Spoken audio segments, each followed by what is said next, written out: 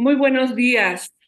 Estamos en la Facultad de Ciencias Políticas y Sociales, en la Coordinación de Relaciones Internacionales esta mañana para dar inicio al ciclo de conversatorios, prioridades en la agenda de investigación de relaciones internacionales, dirigido a pues los especialistas de relaciones internacionales, a nuestros estudiantes básicamente, y a nombre de la facultad y de la propia coordinación, quiero dar la bienvenida a nuestros invitados esta mañana, los doctores Itzel Toledo García, Beremundo Carrillo Reveles, Liliana Chávez, a quienes recibimos las profesoras de política exterior, la doctora Marlene Alcántara, perdón, la maestra Isabel Salazar y su servidora Rosa Isabel Gaitán.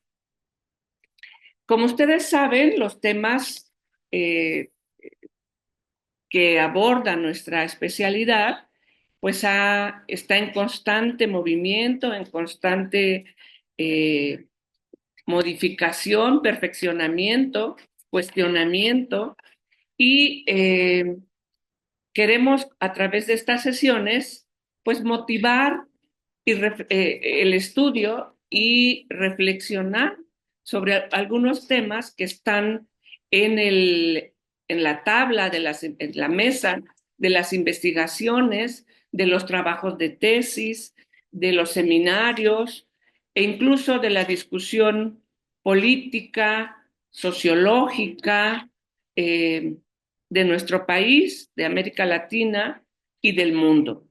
Esta mañana nos convocan nuestros invitados a hablar de este tema, el tema de la participación de las mujeres en la acción internacional, no solo de nuestro país, sino de nuestro continente y del mundo, como decíamos, ¿verdad?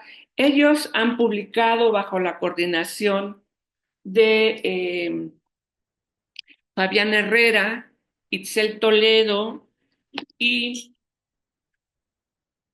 Laura Beatriz Moreno, el libro Mujeres y Relaciones Internacionales en el siglo XX, Historia y Presencia en un Mundo en Transición.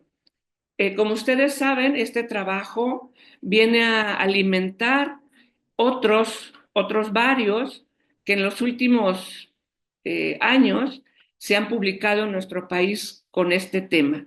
Es decir, el tema de la acción internacional de las mujeres eh, no solo responde a las inquietudes de diversas disciplinas del área de humanidades para entender su papel, para investigar sobre lo que las mujeres han aportado en sus diferentes áreas de trabajo, sino también se suma a la inquietud, digamos, más particular de los estudios de relaciones internacionales que han intentado o han logrado nutrirse del pensamiento feminista como marcos teóricos explicativos para los temas de relaciones internacionales. Sobre esto no vamos a profundizar hoy, sino sobre el trabajo que aquí nos convoca esta mañana, para lo cual le pediría yo a la maestra Alcántara que nos presente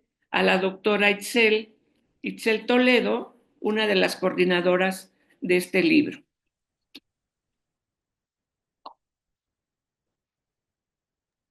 Sí, muchas gracias. Bienvenidos a todos y a todas. Es un gusto tenerlos esta mañana con nosotros, Bermundo, Itzel, Liliana. Hola Isabel, buenos días. La doctora Gaitán, que ya nos hizo la presentación de este panel que me parece que abre los espacios de política exterior de México 3 con, digamos, con un texto muy interesante del cual ya vamos a empezar a abordar las temáticas. Itzel Toledo García es licenciada en Historia por la Universidad Nacional Autónoma de México, maestra en Relaciones Internacionales y doctora en Historia por la Universidad de Essex en el Reino Unido. En el 2017, su tesis doctoral obtuvo el Premio Genaro Estrada de la Secretaría de Relaciones Exteriores y desde 2020 es miembro del Sistema Nacional de Investigadores, con sus líneas de investigación en Historia de las Relaciones Internacionales de México y la historia de las mujeres en la política internacional durante el siglo XX. La Secretaría de Relaciones Exteriores publicó su libro El dilema entre la revolución y la estabilización, México y las potencias europeas, 1920-1928. En el 2020 en el 2020 la publicó, y la obra colectiva Mujeres y Relaciones Internacionales en el siglo XX, Historia y Presencia en un mundo en transición, en 2024, la cual coordinó con los doctores Fabián Herrera León y Laura Beatriz Moreno Rodríguez. Actualmente es profesora de asignatura en el Departamento de Historia de la Universidad Iberoamericana y en la Escuela Nacional de Lenguas, Lingüística y Traducción de la Universidad Nacional Autónoma de México. Damos la más cordial bienvenida a Itzel esta mañana y le cedemos el micrófono. Bueno, muchísimas gracias. Buenos días a todas, todos y todes. De verdad, para mí es un gusto estar virtualmente en esta ocasión, pero bueno, en la Facultad de Ciencias Políticas y Sociales, justo cuando regresé a México, el primer lugar donde di clases fue ahí. Entonces me hace de verdad muy feliz y es un honor poder estar con ustedes esta mañana o en el momento en que puedan ver esta grabación. Bien, bueno, justamente como señalan sus profesoras, gracias Rosa Isabel, Marlene Isabel, y gracias también a Veremundo y Liliana por acompañarnos. El objetivo de este libro es justamente pensar cuál ha sido la labor de las mujeres en la política internacional y nos enfocamos durante el siglo XX. Perdón, el libro que coordiné junto a los doctores Fabián Herrera León y la doctora Laura Beatriz Moreno Rodríguez surgió de una actividad que hicimos en 2022, en plena pandemia. Este es un libro de pandemia, justamente. Eh, Convocamos a una serie de tres actividades. Primero, un curso sobre historia de las mujeres en las relaciones internacionales y las relaciones del México revolucionario. Luego la presentación de un libro que se llama Embajadoras Culturales de Alexandra Pita, Paula Bruno y Marina Alvarado. Y finalmente hicimos un simposio. Y de este simposio, como vimos que sí había varias y varios colegas que estaban trabajando mujeres en las relaciones internacionales del siglo XX. Y bueno, el simposio fue en español, entonces nos llegaron textos y presentaciones sobre casos de mujeres luso e hispanoparlantes. Pensamos en la utilidad de hacer un libro como este. Afortunadamente, el acervo histórico diplomático de la Secretaría de Relaciones Exteriores se interesó en este proyecto y decidió publicarlo. La verdad, hicieron un gran trabajo editorial y nos acompañaron estrechamente, y esto permitió que el libro saliera en 2024, lo cual fue bastante rápido para la publicación de libros, ¿no? A veces uno empieza un proyecto en 2020 y hasta 2025 ve el libro o hasta 2028. Entonces, bueno, señalar eso, ¿no? Que tuvimos un gran acompañamiento y bueno, el libro salió finalmente en 2024. Como es una presentación, también hay que venderlo. Entonces, bueno, si les interesa conseguirlo, pueden encontrarlo en la librería de la Secretaría de Relaciones Exteriores frente al hemiciclo Benito Juárez, o en ferias de libro también pueden ubicarlo. Básicamente lo que queríamos con esta actividad que hicimos durante la pandemia y ahora con el libro, pues es explorar la amplitud de actividades que ejercieron diferentes mujeres en el plano de las relaciones internacionales. Como ustedes saben, como internacionalistas, y como justo acaban de mencionar también sus profesoras, es algo que está ahorita en un boom, ¿no? Hay mucho interés en recuperar, identificar quiénes fueron las mujeres que participaron, y sí hay una tendencia en enfocarnos en las mujeres que tuvieron cargos oficiales, ya sea como embajadoras, como enviadas extraordinarias y ministras plenipotenciarias, perdón, en legaciones o cónsules o en organismos internacionales. Pero nuestro objetivo también era, sí, buscar casos de mujeres que sin un cargo oficial ayudaron al establecimiento de relaciones internacionales, ¿no? Hay todo un debate sobre cómo llamar estos casos, si es diplomáticas no oficiales, diplomáticas no informales, ¿no? eso, todavía no decidimos cómo llamarles. En este caso, justo la primera sección del libro, después de un texto introductorio por el doctor Fabián Herrera León, viene con una sección que se llama El papel de la familia diplomática. Encontramos tres casos de mujeres, una mexicana, una brasileña y una ruso-chilena, que al acompañar a esposos diplomáticos o al ser la nuera de un diplomático, tienen implicaciones en cómo son las relaciones internacionales de esos países.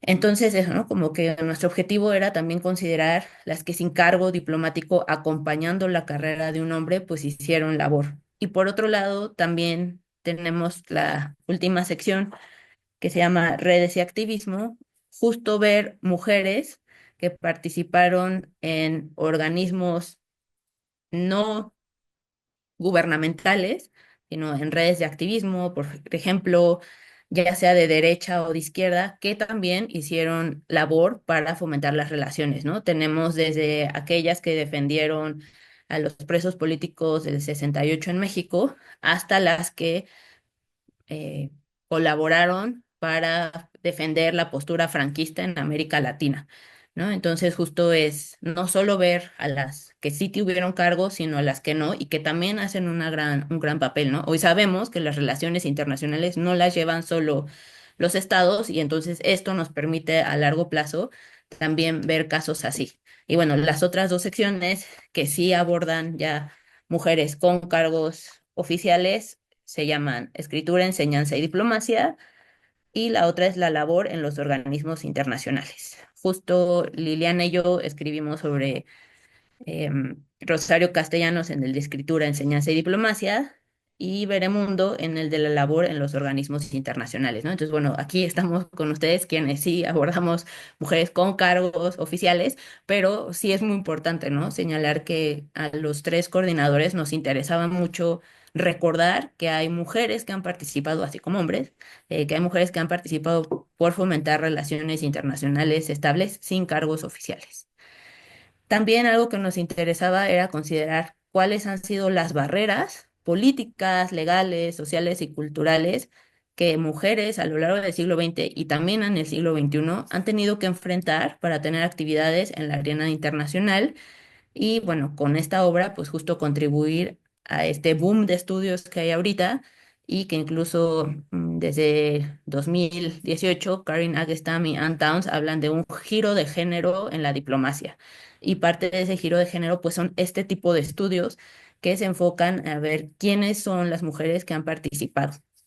Ya, nada más, muy rápidamente, tenemos en el libro mujeres hispano o lusoparlantes que habitaron en Estados Unidos, México, Cuba, Brasil, Uruguay, España, Italia y Rusia, ¿no? Entonces sí es casi todo iberoamericano, pero también, por ejemplo, el doctor Eduardo Luciano Tadeo Hernández vio los activismos de la diáspora en Estados Unidos, ¿no? Entonces sí tenemos una amplitud, y entonces conocemos casos de diplomáticas, de representantes en organismos internacionales, familiares, activistas y académicas. Entonces, bueno, eso es en términos generales de qué va la obra.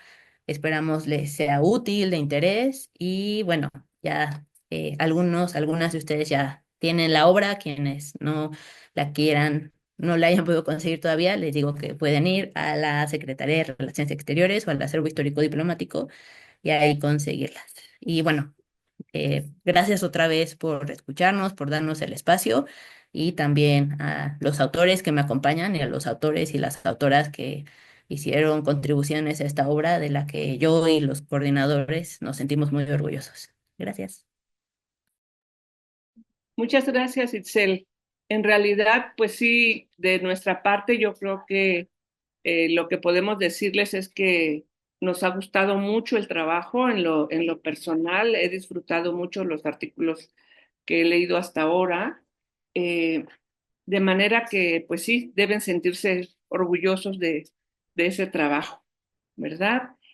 Bueno, a continuación voy a dar la palabra al doctor Beremundo Carrillo Reveles. Eh, Él obtuvo su doctorado en el Centro de Estudios Históricos del Colegio de México en el 2018. Su tesis doctoral obtuvo el premio Genaro Estrada de la Secretaría de Relaciones Exteriores en ese año. Eh, También obtuvo el premio a la mejor tesis de doctorado del Instituto Panamericano de Geografía e Historia de la Organización de Estados Americanos en el 2020 y una mención honorífica en el premio Francisco Javier Clavijero del Instituto Nacional de Antropología e Historia. Es miembro nacional del Sistema Nacional de Investigadores, ha sido profesor en distintas instituciones, entre ellas la Iberoamericana. En 2023, el Colegio de México y la Secretaría de Relaciones publicaron su libro México en la Unión de las Repúblicas Americanas, el Panamericanismo y la Política Exterior Mexicana, 1889-1942.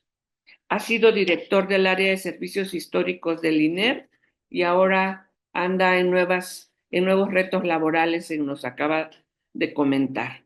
La verdad es que déjenme decirles que Veremundo, tu artículo me gustó mucho.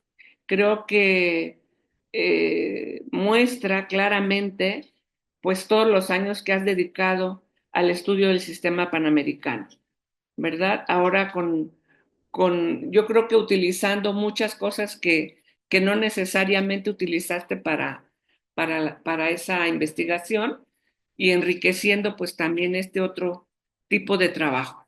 Así que pues tienes la palabra.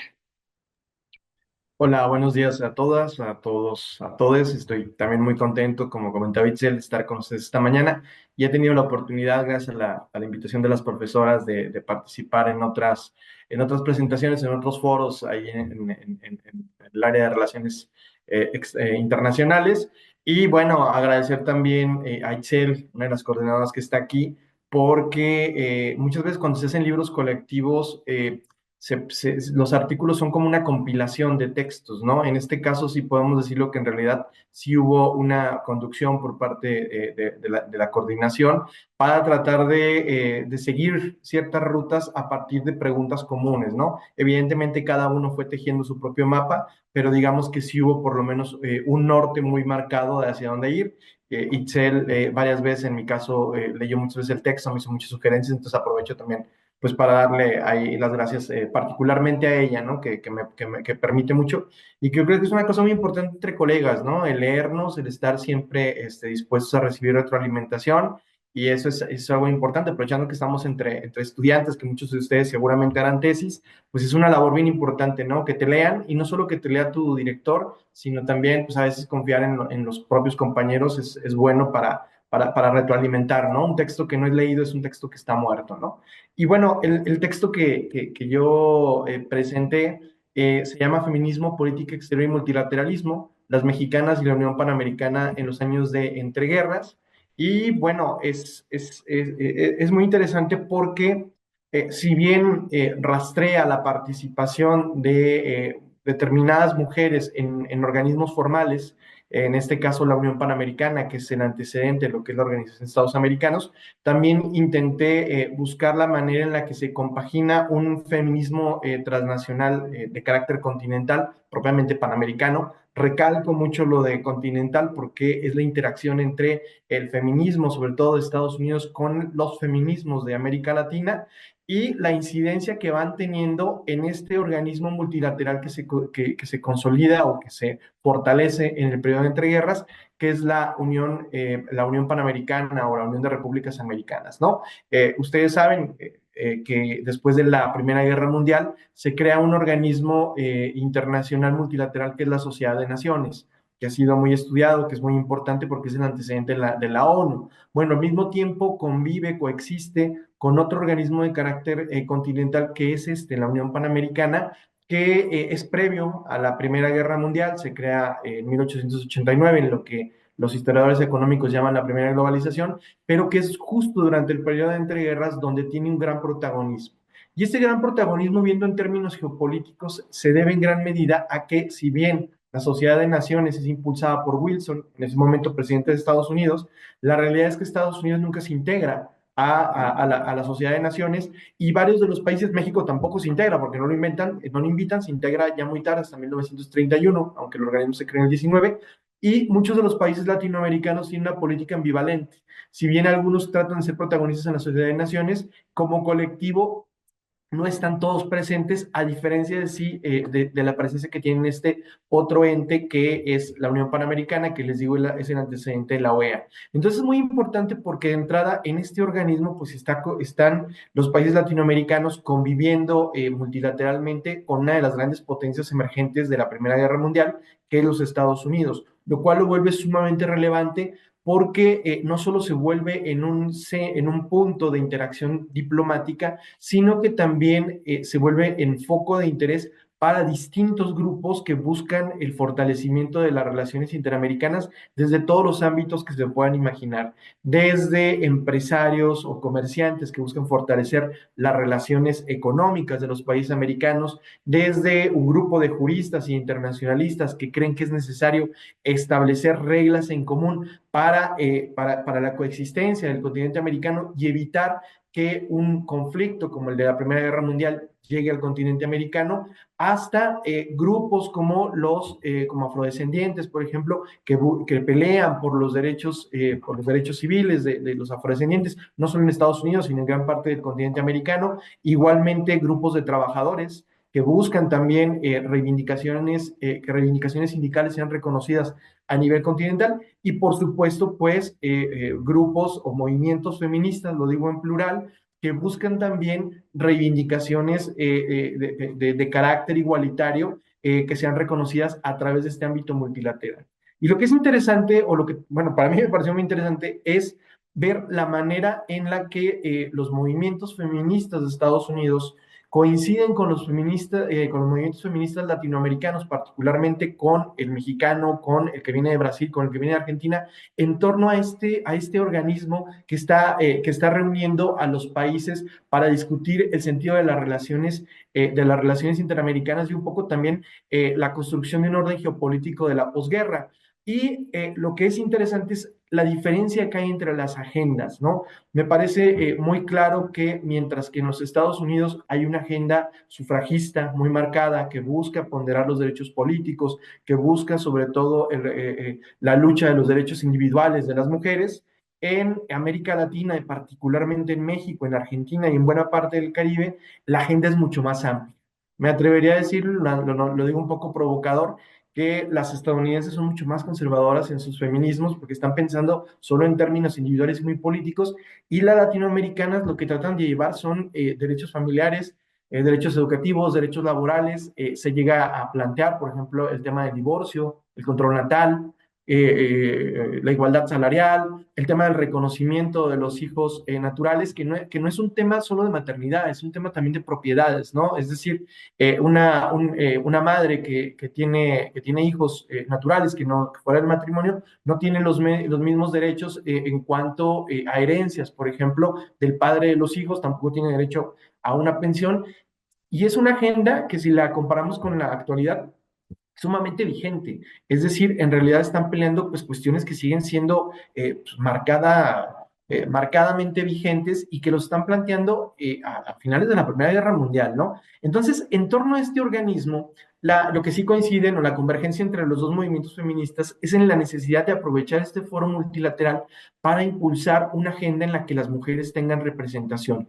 Y es muy importante esto porque participan 21 países, los 20 latinoamericanos, los 18 hispanoamericanos, más Haití, Brasil y Estados Unidos. Canadá no participa, es una historia aparte porque se le considera que es parte del Imperio Británico, y por lo tanto no es una potencia europea. Es un tema que se puede ahondar, también muy interesante, pero se considera que en este foro en el que están estos 21 países, en los que las mujeres no tienen ni siquiera derecho al voto, sí es un foro muy importante para impulsar una agenda que cambie no solo la condición política, sino sobre todo las condiciones sociales de las mujeres. De ahí que en torno a la Unión Panamericana se creen primero una sociedad panamericana, que es un ente que no dura mucho, donde las mujeres tratan de obtener participación en las conferencias panamericanas, que son estos foros multilaterales donde se reúnen los diplomáticos periódicamente para discutir temas del continente, y después se consolida, ya sea el ocaso de los años 20, con la creación de un Comité Interamericano de Mujeres,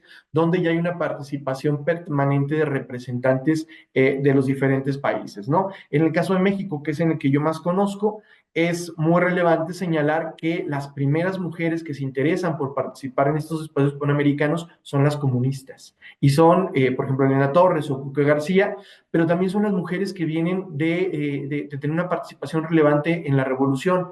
Por ejemplo, Elvia Carrillo Puerto o Elena Arizmendi, que las dos tienen una relevancia o un papel muy destacado. Elvia Carrillo Puerto pues, es una de las que participa en la convocatoria de los congresos feministas de 1916, que también tiene una agenda pues muy progresista, ¿no? Muy progresista.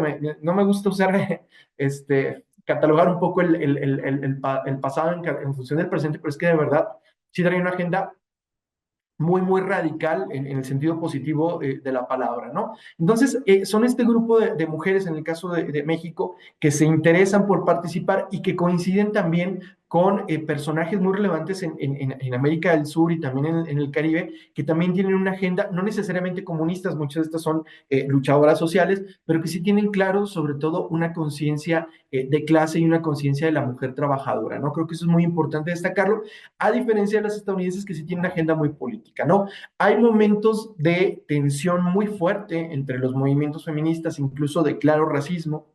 Por ejemplo, en el artículo lo menciono, para que lo lean, viene una parte, por ejemplo, donde las estadounidenses se frustran de que las latinoamericanas insistan tanto en el tema de la igualdad salarial o en el tema de los derechos familiares o de los derechos sociales, y ellas dicen que lo que pasa es que como son católicas y aparte viven en lugares más cálidos, pues en realidad no han desarrollado tanto su capacidad analítica y por lo tanto siguen con reivindicaciones que son importantes. Textualmente así lo dicen, ¿no? Lo cual provoca, pues imagínense, un enojo terrible y que nos lleva pues precisamente a pensar también que se puede pensar incluso en vertientes raciales a través de esta ventana que nos ofrece este espacio panamericano, ¿no? Lo que va siendo muy interesante a lo largo de este periodo entre guerras también es que hay momentos en los que hay un empate entre la agenda de la política exterior de México y la agenda que tienen los movimientos feministas, no solo mexicanos, sino latinoamericanos, que es una agenda sobre todo de carácter antiimperialista. ¿Y qué quiere decir antiimperialista?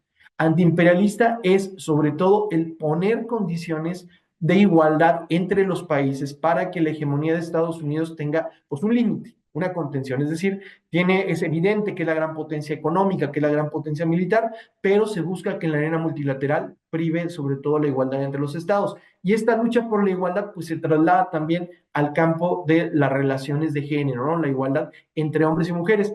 Y hay un empate muchas veces entre los gobiernos mexicanos, que también son francamente machistas. De hecho, México es uno de los últimos países de América Latina que otorga el voto, o que reconoce más bien el voto después de una conquista, pero que sí hay un empate en el que los gobiernos mexicanos apoyan o abren la participación diplomática, que es muy cerrada para que tengan presencia esos movimientos feministas, porque les parece que les ayuda también como una cuña de presión hacia los Estados Unidos. De ahí que veamos, por ejemplo, intentos muy marcados y posturas muy marcadas de los feminismos latinoamericanos por llevar temas como, por ejemplo, el poner o el buscar que los Estados Unidos forcen a sus empresas mineras o a sus empresas petroleras a que den salarios justos y que cuiden y protejan también a las familias, o que retiren, por ejemplo, los aranceles al azúcar que lastiman al Caribe y que afectan a las trabajadoras cubanas, por citar dos ejemplos, ¿no? Entonces, en ese sentido, hay este empate y a mí me gustaría para ir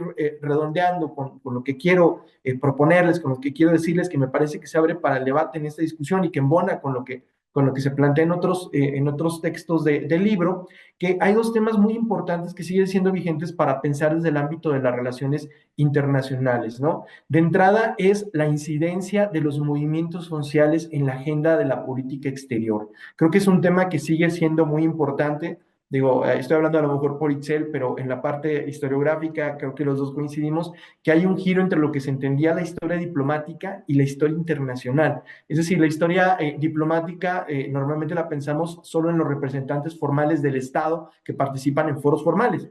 En realidad, la política exterior que se lleva en estas representaciones no surge solo de gabinetes o de oficinas cerradas, sino que tiene incidencia social y hay una diversidad de actores que influyen en la política exterior. Habrá que medir en cada periodo cuál es el grado de incidencia, pero yo sí les puedo decir, por lo menos en el periodo de entreguerras y en esto que me tocó estudiar, sí hay una gran incidencia de movimientos sociales, ¿no? Y eso me lleva al segundo punto que es muy importante y que tiene también con pensar desde la lógica de la historia de México, particularmente me quiero centrar en México, también lo que ha pasado con la invisibilización de los movimientos feministas en México de los años 20 y 30, ¿no? Voy a poner un caso muy notorio, ¿no? Normalmente cuando hablamos de mujeres diplomáticas mexicanas pensamos en las que están más allá de los años 40, 50, Caballero, en Rosario Castellanos, por supuesto que trabaja. Sin embargo, perdemos un poco de vista que hay representaciones previas, mujeres que llevan representación diplomática cuando ni siquiera se tiene el reconocimiento como de la ciudadanía plena. Una de ellas que ha trabajado Itzel, por ejemplo, Palma Guillén, pero también están las mujeres que yo presento en este capítulo, entre ellas, por supuesto, Elena Torres, que es representante en los años 20, ya de manera más permanente Margarita Robles, que si ustedes conocen las fotos del movimiento sufragista mexicano, es conocida como la mujer sándwich, es aquella mujer que en los años 30 se iba fuera de la Cámara de Diputados, de fuera de Los Pinos, con dos letreros para pedir el voto, que se ponían unas láminas. Está también Esperanza Balmaceda, que para mí ha sido uno de los descubrimientos más interesantes, que era también una comunista en los años 30, que se volvió un personaje súper importante en la escena latinoamericana antes de la Segunda Guerra Mundial, ¿no? Hay una agenda marcadamente de izquierda que coincide también con el Frente Amplio, pero sobre todo Cuca García y Esperanza Balmaceda son quienes llevan la agenda de la política exterior feminista mexicana durante el cardenismo y que después son borradas completamente, ¿no? Incluso hay figuras como Elvia Carrillo Puerto, y con esto cierro, de la que pues, todos estamos familiarizados con el nombre, más o menos lo ubicamos, pero que cuando uno rastrea qué pasa con ella después de los años 30, es muy conocida en los años 20, es muy más o menos conocida en los años 30, pero cuando uno quiere rastrear qué pasa con ella después de la Segunda Guerra Mundial, se desaparece, se esfuma completamente, lo mismo que le pasa a Cuca García.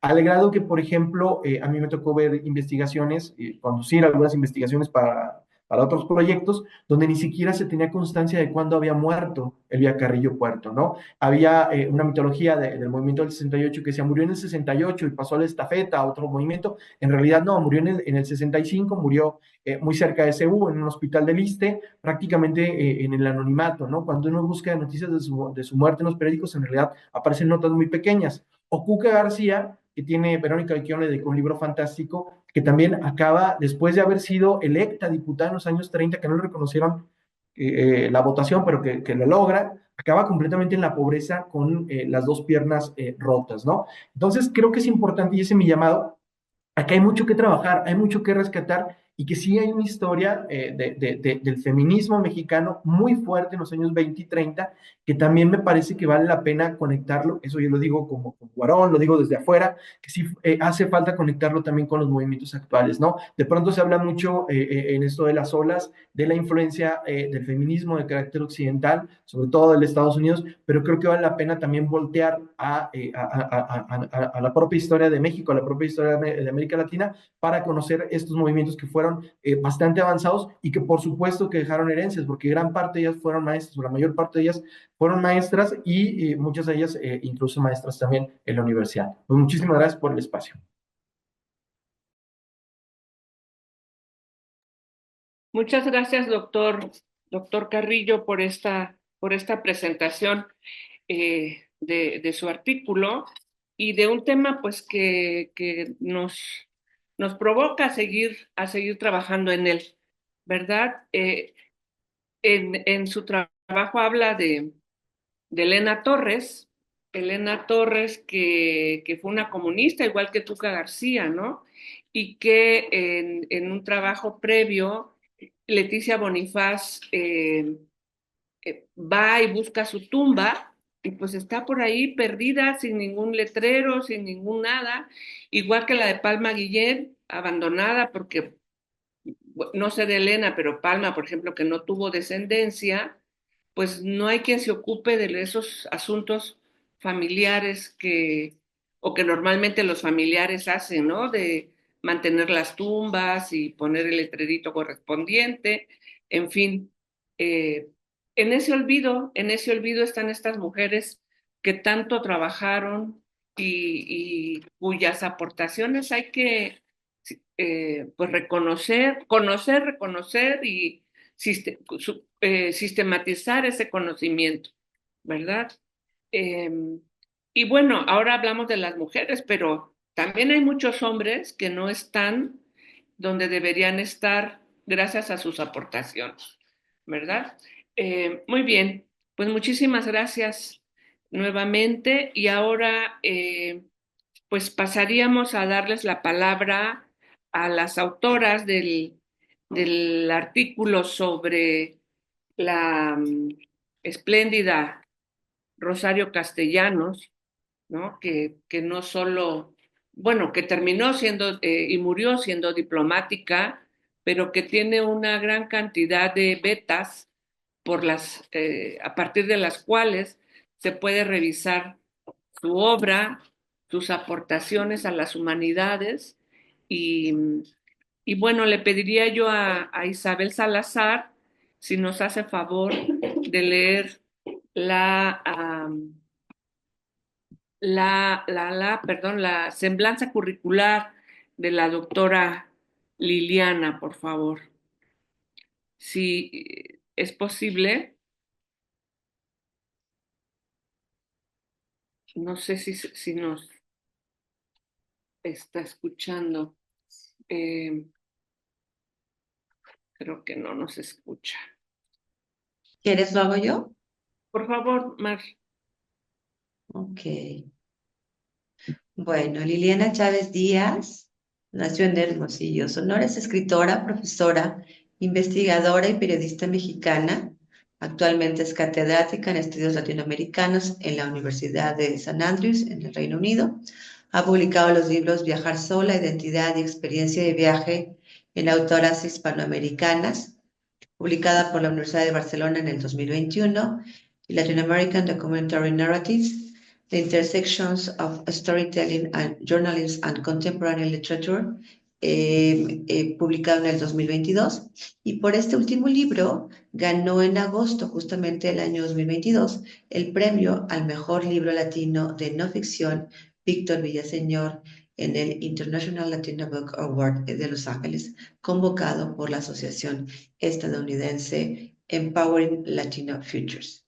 Es doctora en literatura hispánica por la Universidad de Cambridge, maestra en estudios latinoamericanos por la Universidad Nacional Autónoma de México, licenciada en literaturas hispánicas por la Universidad de Sonora, licenciada en periodismo por la Universidad Quino, es miembro del Sistema Nacional de Investigadores Nivel 1. Como académica se ha especializado en literatura latinoamericana, contemporánea, escritura de mujeres, narrativa de viajes, así como en las relaciones entre periodismo y literatura. Le damos la más cordial bienvenida a Liliana. Hola, buenos días. Muchas gracias por invitarme. Me da mucho gusto estar también, como voy a empezar como Itzel, en la Facultad de Ciencias Políticas, porque yo también, bueno, hice mi maestría en estudios latinoamericanos en políticas y en filosofía y letras, pero la mayor parte del tiempo me la pasaba en ciencias políticas, porque tomé muchas materias más de sociología y ciencias sociales. Durante mucho tiempo de mi carrera académica, cuando todavía no estaba convertida al feminismo, digo, traté mucho más el tema de la relación entre periodismo y literatura y este es un tema que al menos, bueno, como pensando en la crónica latinoamericana como un género híbrido entre las ciencias sociales y la literatura, es un tema mayormente masculino, ¿no? Tanto en la gente que lo estudia como los autores, los periodistas. Y bueno, digo esto porque también me parece, como estamos en un público de estudiantes y que me parece muy interesante que ustedes hagan estos diálogos sobre la investigación en sí. A veces no platicamos mucho de cómo llegamos a los temas que nos interesan o a lo que estamos trabajando ahora, y creo que siempre tiene que ver mucho con nuestros propios intereses y trayectoria. Yo empecé trabajando periodismo y literatura porque era periodista cultural antes de ser académica. Siempre me interesó el periodismo y el periodismo narrativo, literario, la relación con la cultura y las artes. Pero me di cuenta cuando terminé mi doctorado que yo misma había elegido la mayor parte de mi corpus de los autores que había elegido para estudiar en el doctorado eran hombres, ¿no? De hecho, la maestría en estudios latinoamericanos también me enfoqué a un autor argentino, Tomás Eloy Martínez, que escribió mucho sobre la figura de Eva Perón. Y después pero bueno, como desde el lado periodístico y novelístico. Y en mi doctorado también estudié mucho a los grandes cronistas latinoamericanos como García Márquez, Rodolfo Walsh, entre otros. Y solo tenía dos autoras mujeres, que era Elena Poniatowska y Leila Guerriero, que era una autora un poco más joven de Argentina. Pero me di cuenta que en realidad esto era porque los criterios que yo estaba aplicando para seleccionar mis obras hacían que no pudiera caber tantas mujeres como a lo mejor si hubiera querido, no es que las quisiera haber censurado o cancelado, pero que eso es al final lo que se hace mucho en la historia literaria, ¿no? Hay criterios en los que de clasificación, que siempre estamos clasificando o categorizando a los autores. De pronto no puede caber mujeres por la forma en la que las estamos buscando, ¿no? Yo estaba buscando textos en los que se hablara de libros de investigación periodística en América Latina, donde los autores tuvieran que desplazarse o ir a reportear a otros lugares, normalmente en conflicto, temas de violencia, de crisis política, ideológica, de contextos en los que era muy difícil al final que una mujer se pudiera involucrar, porque normalmente tampoco había esa cultura de que las mujeres pudieran realizar trabajos en lugares muy lejanos a su casa, en situaciones que las ponían en peligro o que llamaban mucho la atención en ese momento como mujeres, ¿no? Y esto lo había dialogado con Elena Poniatowska y con Leila Guerriero, que ambas decían, aunque fueran de generaciones muy distintas, cuando las entrevisté, que para ellas siempre como el reto era cuánto tiempo voy a pasar fuera de casa, qué voy a hacer, incluso dentro de la misma ciudad, cómo me desplazo sola y cómo justifico el que soy periodista para estar en un lugar en el que normalmente no hay mujeres.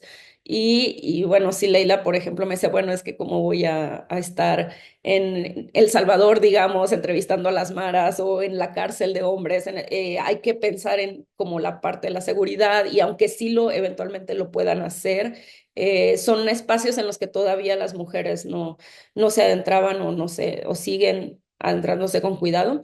Esto me llevó a pensar que para mi postdoctorado en rescatar las experiencias de mujeres que se desplazan solas, que viajan solas, desde la crónica de viajes, porque cuando me di cuenta que en el periodismo duro, como le decimos en la jerga periodística, o de periodismo de investigación, no había tanto este tipo de ejemplos en ese momento. Ahora ya hay mucho más.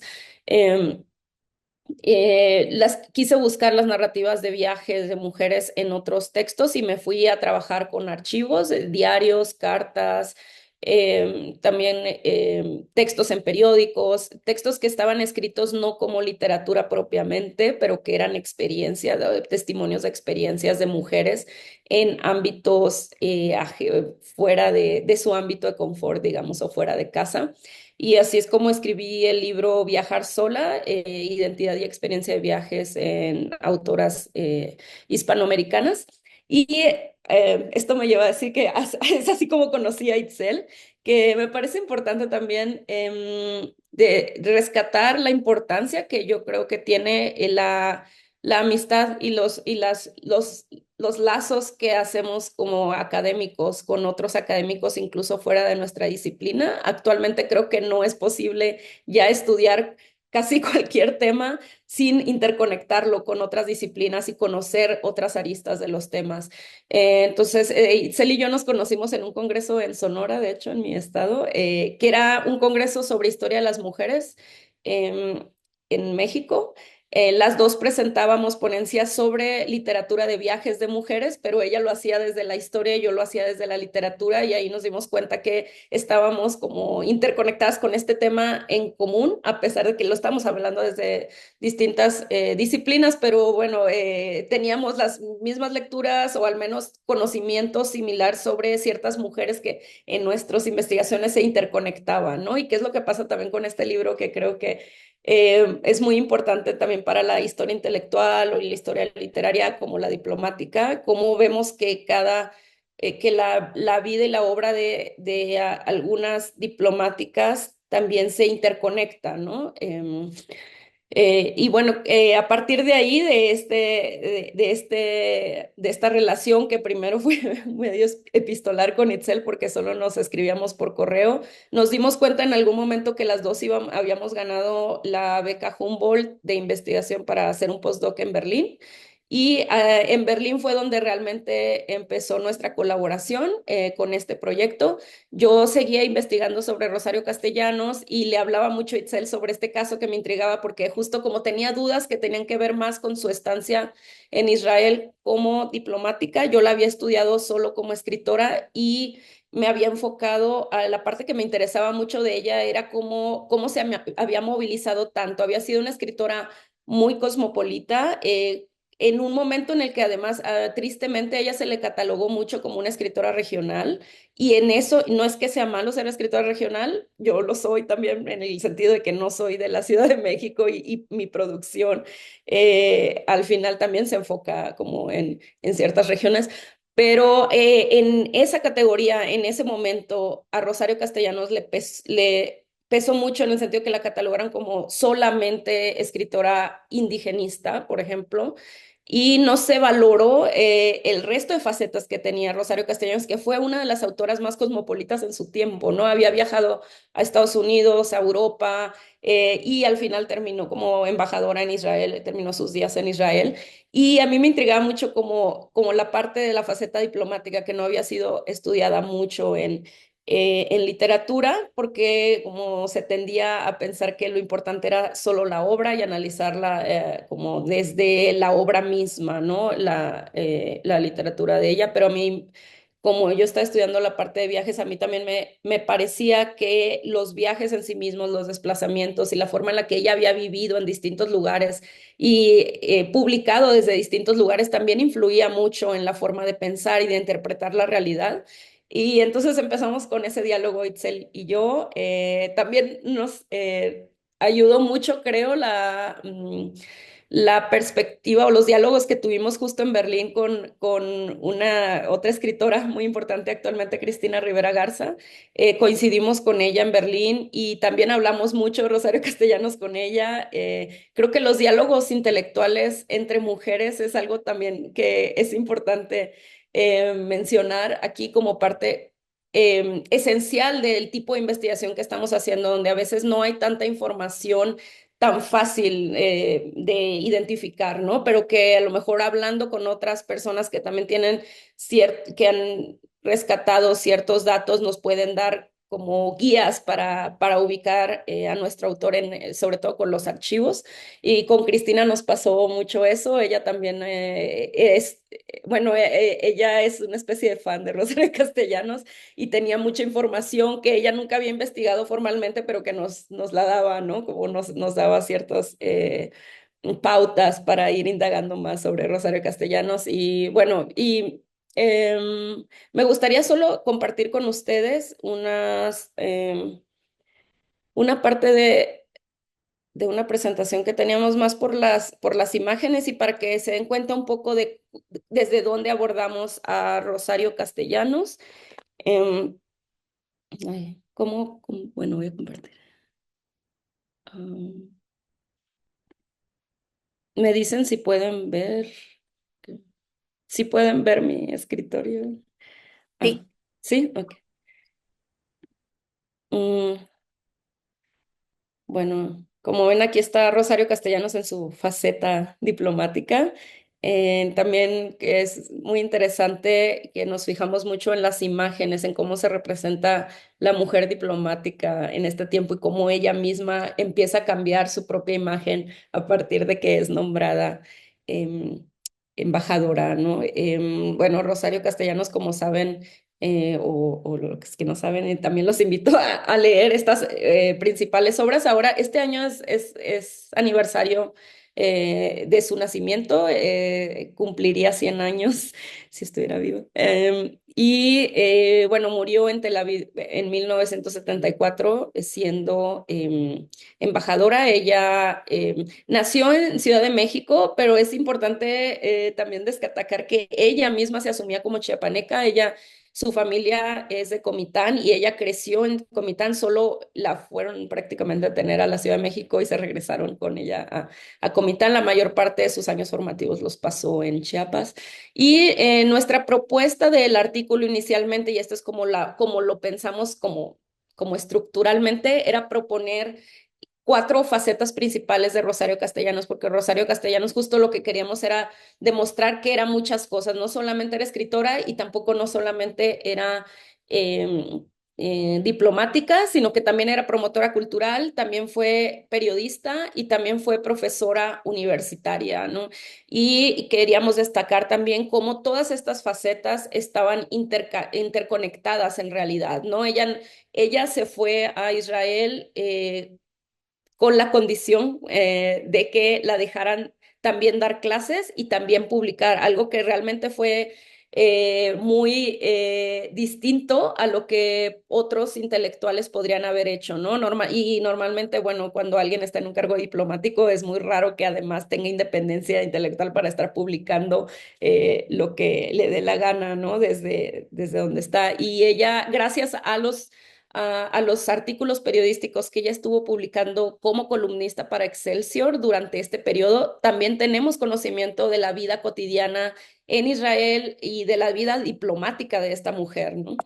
Um, bueno, brevemente esto es el corpus que elegimos, que son dos tomos de artículos rescatados de Rosario Castellanos en la prensa, sobre todo en Excelsior, también había unos pocos de otros diarios. Y también nos basamos en este es el único libro, me atrevería a decir, como realmente muy serio y como que estudia de manera sistemática la faceta intelectual de Rosario Castellanos, ¿no? Porque como les digo, también durante mucho tiempo, como dice José Emilio Pacheco, cuando habló sobre la muerte de Rosario Castellanos, dijo, nunca supimos leerla y creo que apenas estamos empezando a saber leerla, a pesar de que todo el mundo podría saber en México quién es Rosario Castellanos, pero el valor que tuvo su obra en su momento y el que sigue teniendo apenas se está descubriendo, digamos. También tenemos esta tesis que encontramos sobre la labor diplomática de Rosario Castellanos, que ha sido el único libro como específicamente sobre la diplomacia de Rosario Castellanos que pudimos revisar. Y luego el libro es muy interesante, Materia que Arde, que es un libro que es una especie de biografía ficcional literaria que demuestra cómo autoras contemporáneas como Sara Uribe y Verónica Gerber se están interesando o están siendo influidas por la obra de Rosario Castellanos a pesar de la diferencia generacional, y también nos muestra cómo el interés de las jóvenes escritoras por Rosario Castellanos está renovando también las interpretaciones sobre Rosario Castellanos.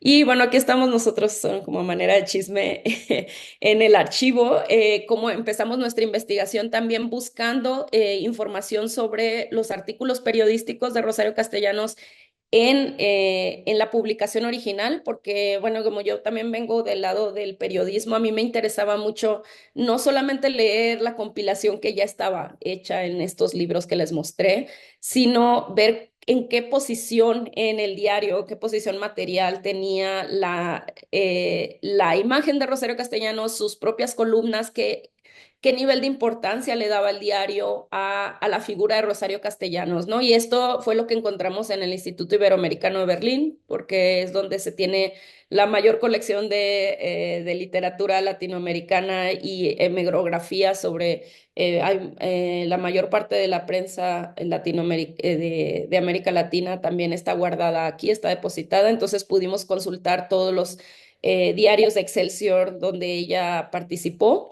Esto es especialmente interesante para nosotros también, cómo fue manejada su figura pública como representante del gobierno mexicano, ¿no? Aquí está esta fotografía en la que ella, como pueden ver, es la única mujer. Están anunciando aquí a todos los embajadores que se nombraron al mismo tiempo que Echeverría nombró hoy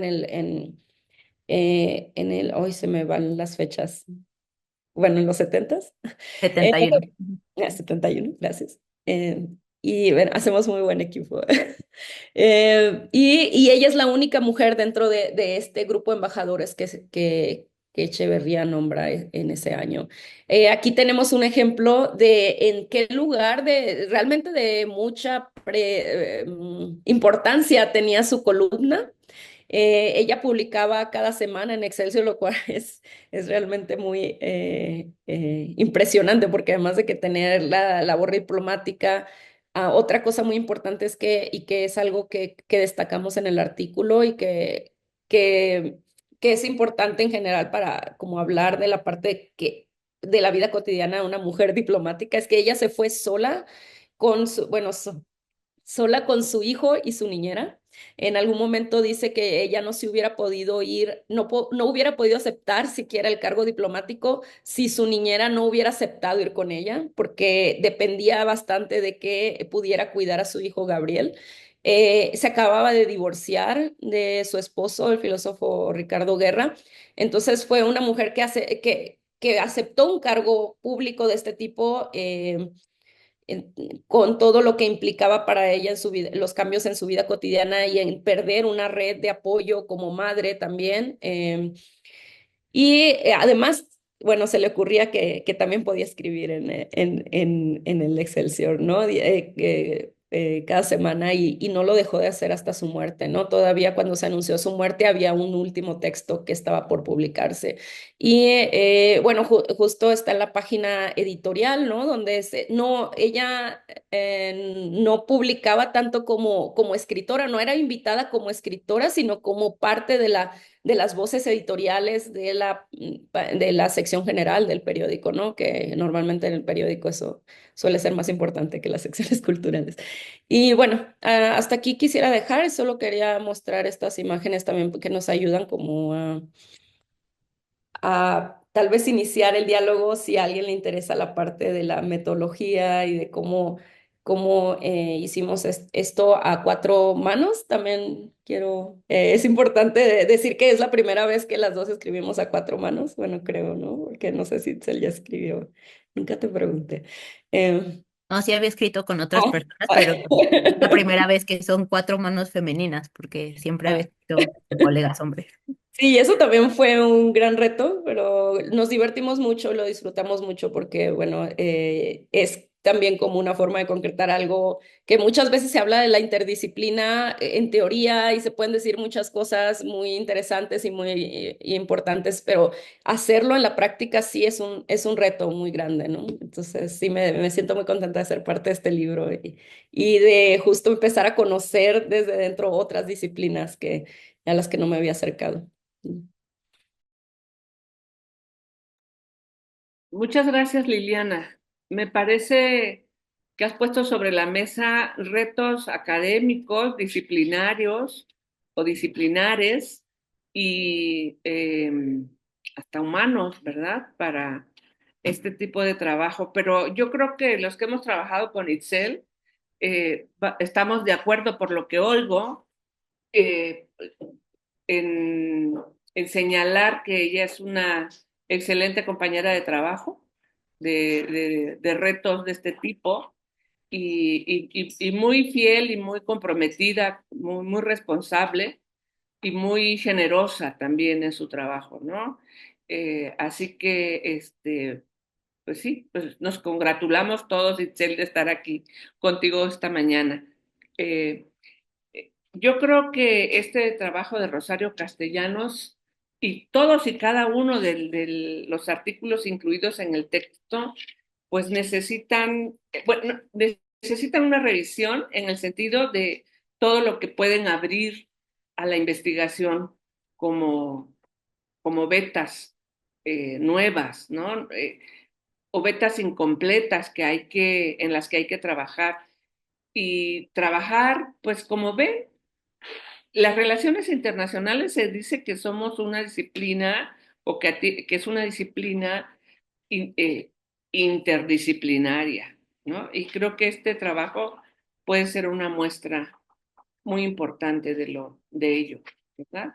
Y que, bueno, ya no voy a hablar más, voy a pedirles a las colegas que nos acompañan en la mesa.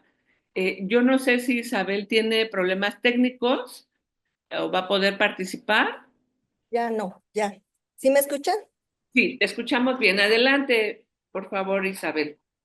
Pues gracias, una disculpa por no haber leído la semblanza. Gracias por estar aquí, a las colegas, a los invitados. Beremundo, es un gusto volverte a ver.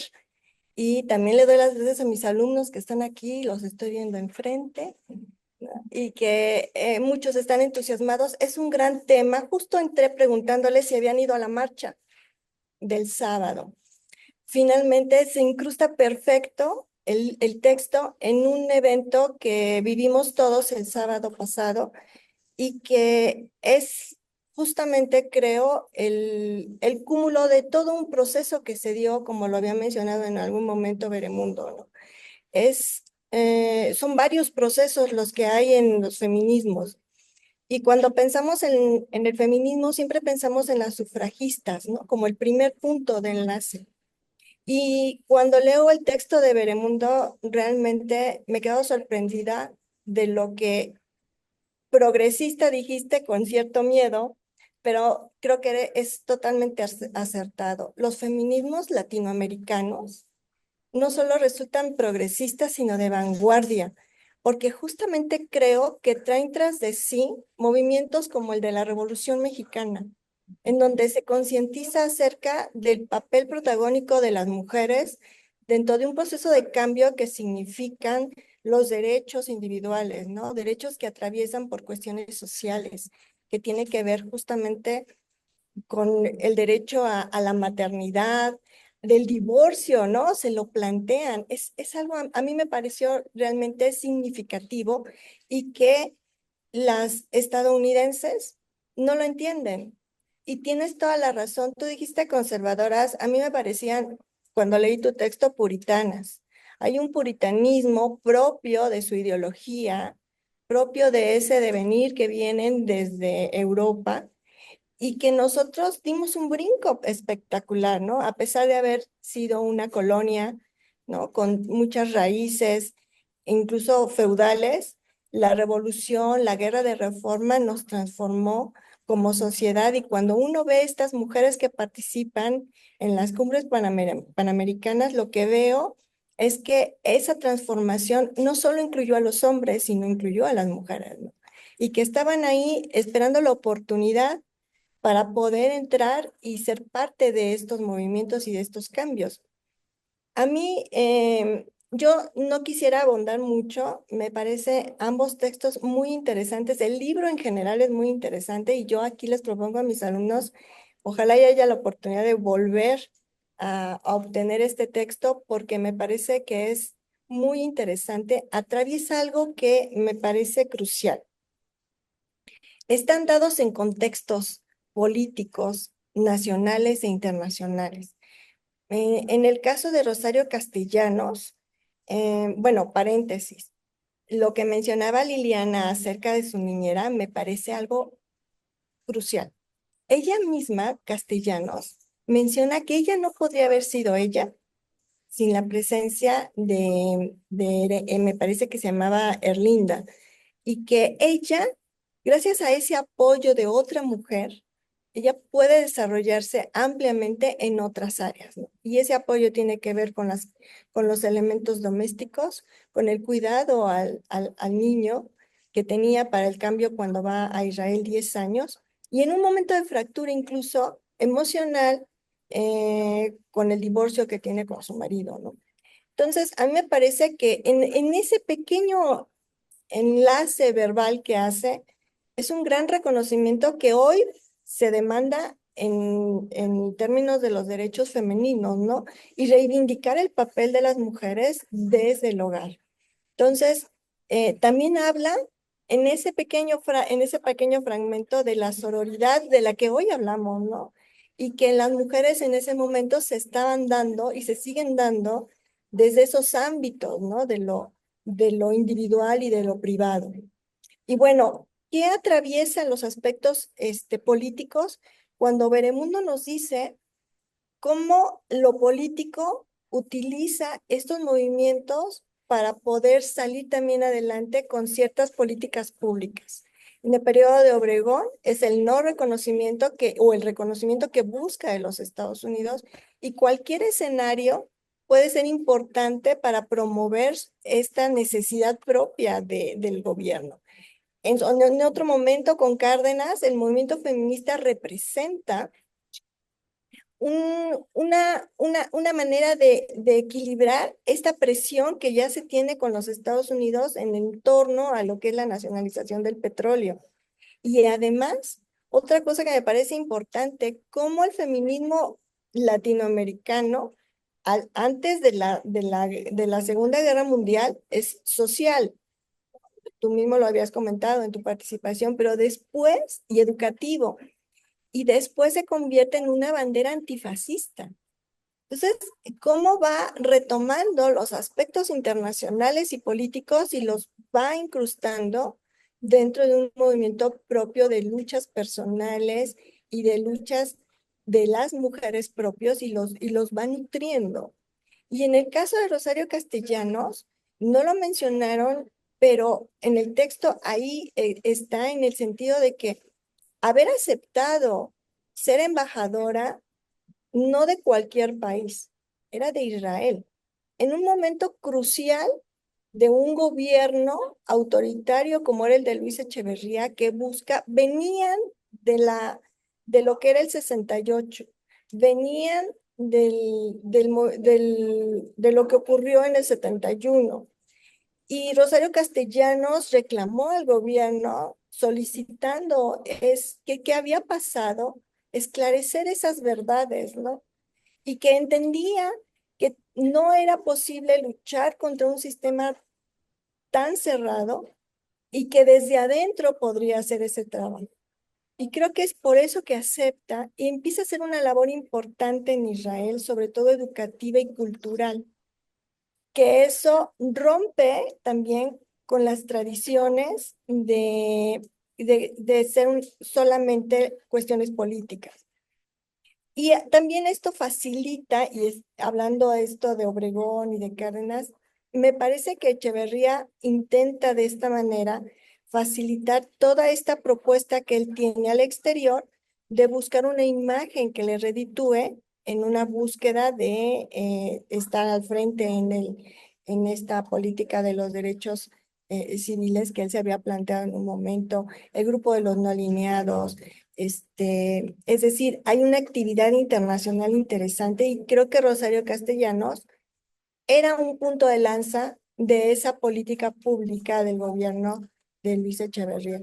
Y ella lo sabe acondicionar a sus propias propuestas y y su pensamiento libre, ¿no? Intentando seguir escribiendo en el periódico. No lo mencionan, pero ella le encantaban las lámparas, ¿no? Y esta es una ironía de la vida, ¿no?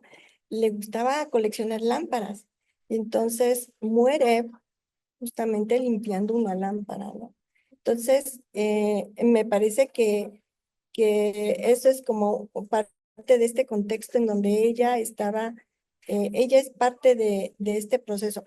Muere en el 74, y en el 75 México vota en contra vota a favor de una propuesta en donde el sionismo es igual al racismo. Y eso nos lleva a un boicot turístico muy fuerte, a la renuncia posterior de Rabasa, que era el secretario de Relaciones Exteriores, y que además, en medio de que después él dice que no es cierto, que nunca fue a Israel a pedir una disculpa, pero se hablaba de toda esta circunstancia. Quizás otra historia hubiera sido, ¿no? Si ella hubiera estado, ¿no? Ella, porque había ciertas torpezas del gobierno y ahí es en donde entra este papel de la diplomacia. Tratar de buscar lo mejor en buenos términos, marcando posiciones, pero siempre pensando en buscar que el gobierno al que se representa salga de la mejor manera en ciertas circunstancias, ¿no? Entonces, bueno, eso se queda así como que queda en esa, para la imaginación quizás, pero no, me gusta, quiero dejar claro cómo se va atravesando estas líneas políticas, ¿no? Que están ahí presentes. Gracias por estar aquí. La verdad es que ha sido un placer escucharlos, reflexionar sobre el tema de las mujeres, porque es el tema de las mujeres, es el tema, me parece, siempre lo digo, también de los hombres, para que aprendan, para que nos aprendamos y nos respetemos. Y creo que hay mucho trabajo con todas y cada una de las mujeres que ustedes han abordado. Hay, como también lo dijo Beremundo, ¿no? Hay más que desarrollar y Rosario también nos deja mucho más que decir, ¿no? Aquí lo dejo, no sé, y pues gracias. Gracias, Isabel. Pues le daría la palabra a Marlene Alcántara y con ella cerraríamos, a ver si nos da tiempo de una o dos preguntas. Yo no, sí, justamente estoy viendo el tiempo, no quisiera, creo que hay muchas cosas que decir, escuchándolos a los tres ponentes de esta mañana, lo que comentaba Isabel, lo que comentaba la doctora Aitana al inicio. Este es el tercer libro que nosotros presentamos en términos de mujeres. Pero me parece que ya desde el título Mujeres y Relaciones Internacionales, partiendo de que los tres no son internacionalistas, eso me llama mucho la atención y cómo está planteado, no son historiadores y para mí vuelve a ser, y creo que ya lo habíamos en algún otro momento comentado, creo que cuando Beremundo había estado con nosotros presentando el libro sobre, ¿no? El tema del panamericanismo y vemos este tema interdisciplinar por parte de todo lo que podemos sacar y entre nosotras mismas creo que en algún momento comentábamos cómo venía cómo a veces a lo mejor hacía falta este regreso a la historia para poder justamente, ¿no? Este, encadenar, digamos, todos estos procesos. A mí hay algo que Itzel me llamó la atención en el marco de la introducción del libro, cuando preparando el documento encuentro y eso hace un poco mención a lo que, o referencia a lo que decía Isabel hace un momento, no nos damos cuenta de la importancia que tiene las mujeres en América Latina o las mujeres en México, digamos, y estos movimientos que son fuertes, me parece que son importantes, que después se desvanecen porque creo que los desvanecen y uno pensaría, escuchando ahora a Beremundo también y a Isabel con respecto al posicionamiento de las mujeres en Estados Unidos, encontrar por aquí una cita, que es la cita 3, en donde creo que en sus comentarios en la preparación o discusiones en la preparación del libro, donde tú destacabas que hay un rezago respecto a las mujeres en las posiciones diplomáticas de los países occidentales, ¿no?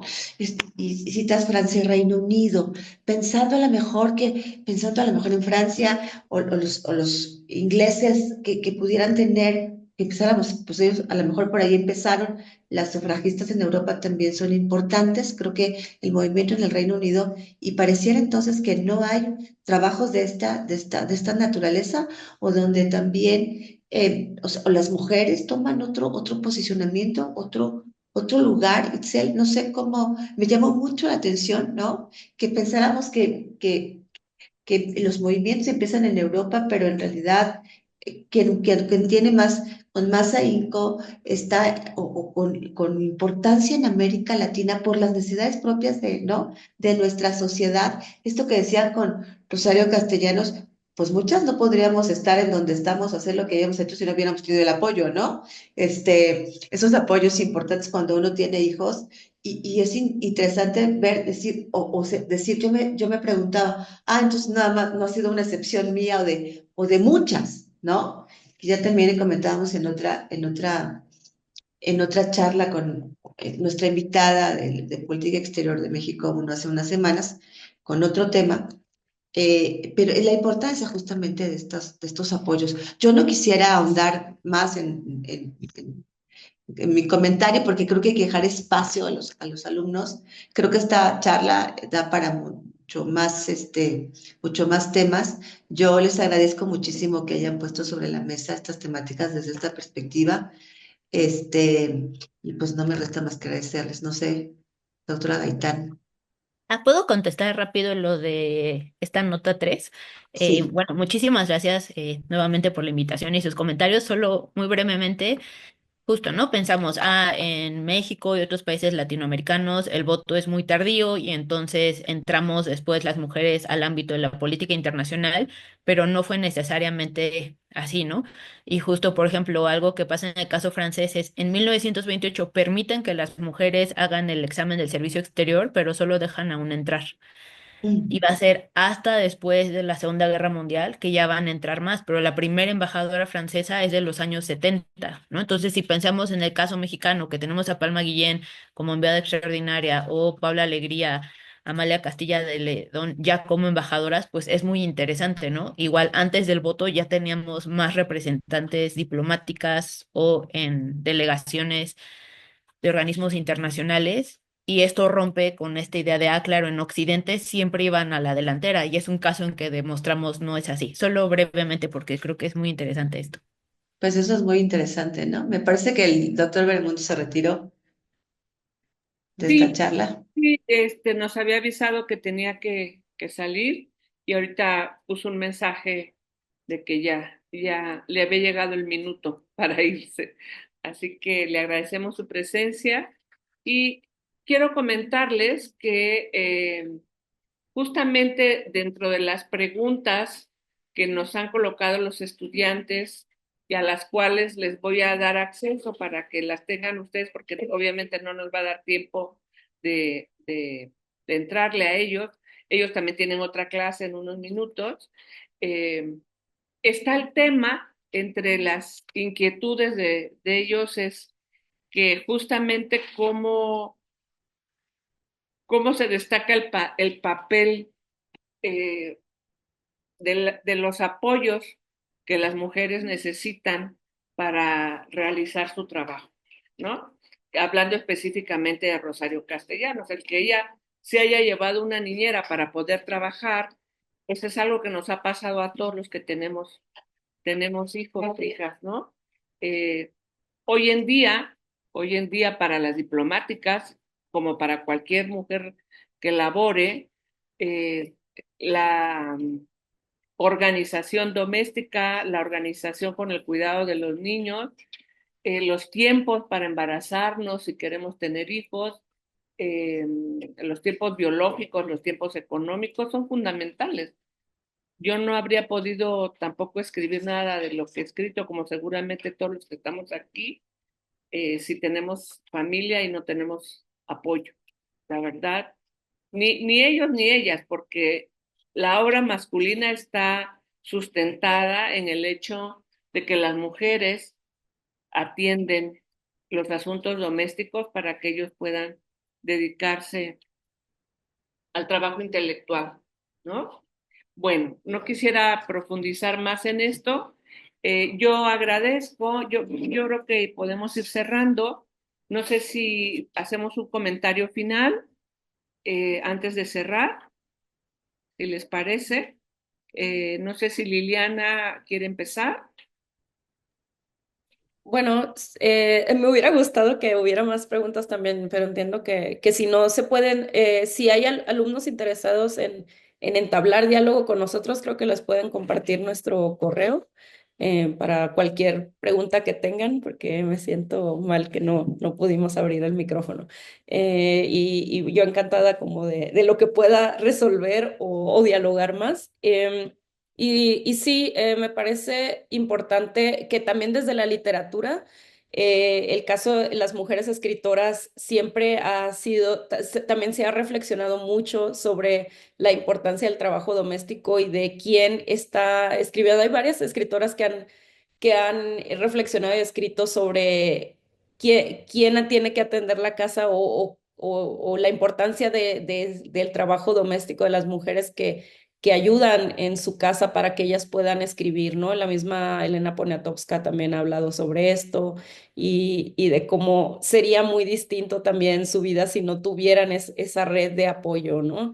Que bueno, si en el caso de los hombres no, yo no recuerdo ningún texto ni reflexión sobre esto, a pesar de que ellos también requieren de ese apoyo. Entonces, hay escritoras, de hecho, que listan a las mujeres o les han dedicado libros a las mujeres que les han ayudado y que ellas consideran que sin ellas no hubieran podido terminar los libros, ¿no? Entonces, sí, es un tema que da para mucho.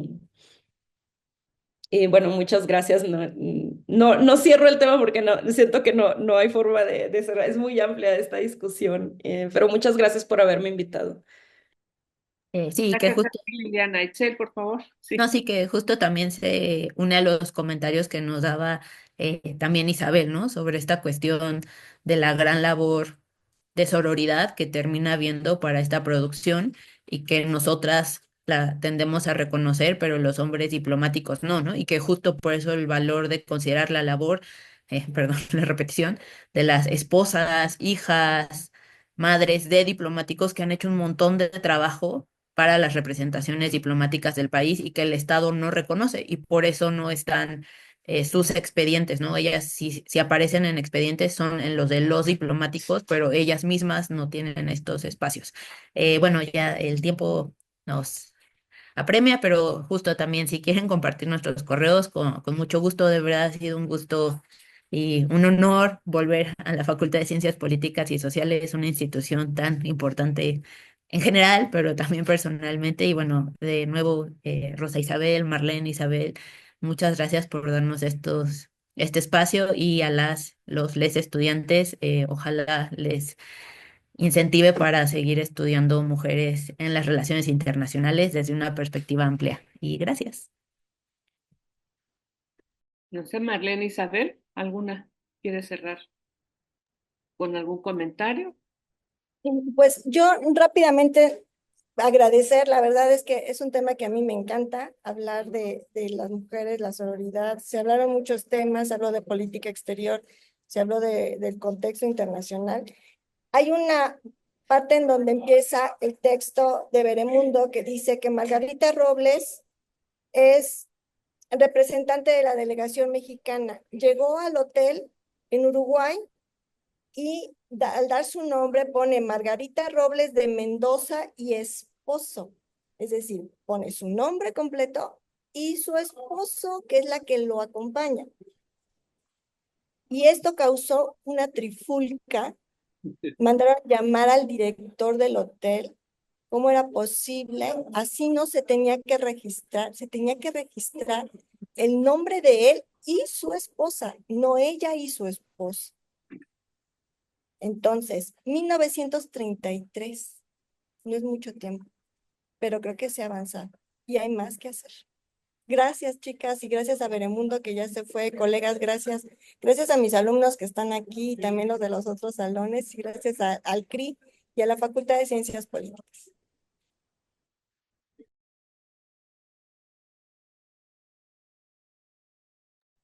No sé si Marlene quiere decir algo. No, pues solamente agradecer nuevamente. Creo que nos faltó tiempo, pero ya tendremos otra oportunidad porque creo que quedan muchos temas para la discusión y la reflexión también, ¿no? Estas que no están. estas que han acompañado, en fin, creo que da un tema y yo estoy muy contenta por la presentación esta mañana y abrir el espacio de Política Exterior de México 3 con tema de mujeres y relaciones internacionales, historia, creo que me parece magnífico, ¿no? Los temas y seguramente los seguiremos viendo más adelante. Muchas gracias, Itzel, Liliana y a Mundo nuevamente por haber estado esta mañana con nosotros. Muy bien. Rosa. En nombre de la Facultad de Ciencias Políticas, de la Coordinación de Relaciones Internacionales, de nuestros estudiantes y de las profesoras, muchísimas gracias a los participantes del panel, a nuestro auditorio y pues felicidades por esta publicación. Muchísimas gracias. Gracias.